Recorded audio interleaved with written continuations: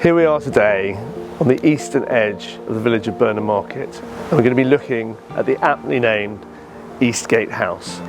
It really won't disappoint.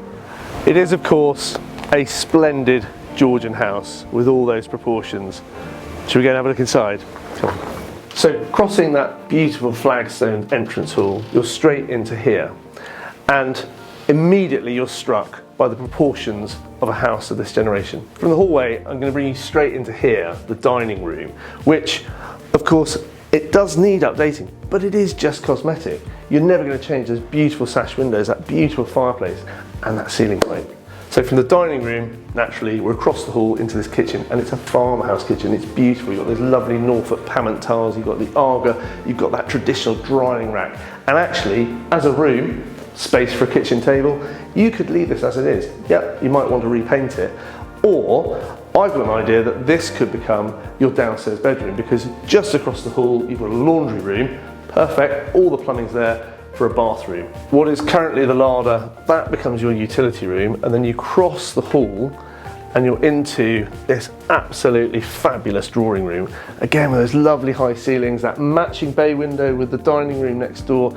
Another beautiful fireplace. This becomes what it always was, the hub of the house, and it's going to link itself to this room, which is where I envisage you putting your kitchen, family room, breakfast room. It's currently a sunroom, slightly unattractive, but actually the space and where it sits is absolutely perfect, because if you put this kitchen in here, maybe an oak frame over the top, a lantern ceiling, the fact that you then look out over the gardens, it's the perfect place to spend your time.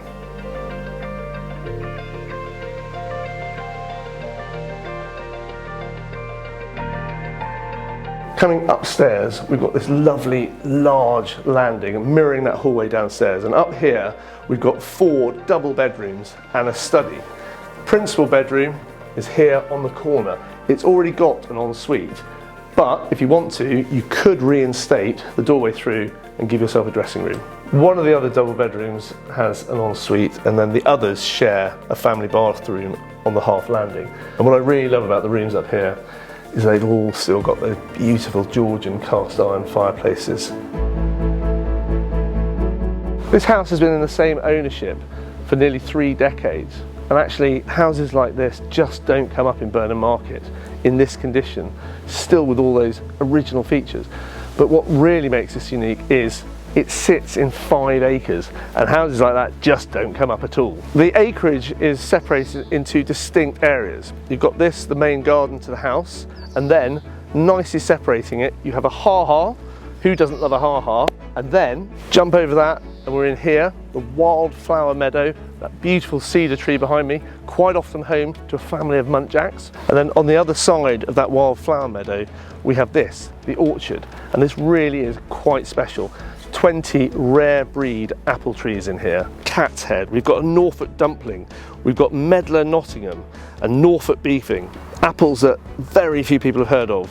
This orchard is an absolute treasure. The majority of the acreage is taken up by these 2 paddocks, and they're very often grazed by horses, so of course there's an equestrian appeal to this property. We've got the field barn there. In particular, there's that lovely old sycamore in the background there, with an owl's family nesting in it. And these paddocks have their own separate access road, so you could just rent it out.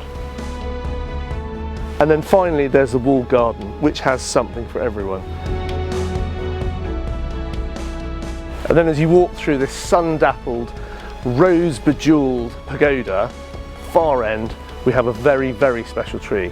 It's called the Cannon Cook, and it is the only apple tree of its kind in the world.